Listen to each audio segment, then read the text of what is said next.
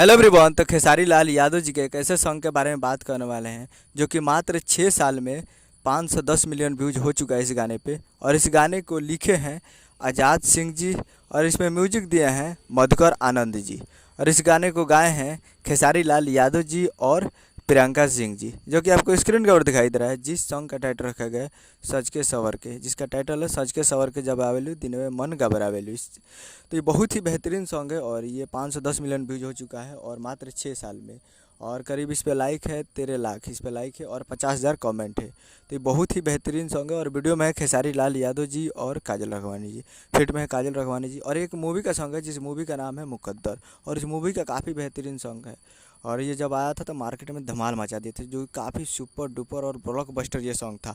तो काफ़ी ज़बरदस्त सॉन्ग है। तो आप लोग अभी तक इस गाने को नहीं सुने हैं तो आप लोग जाकर वे म्यूजिक भोजपुरी यूट्यूब चैनल पे जाकर फुल वीडियो सॉन्ग को जाकर आप देख सकते हैं।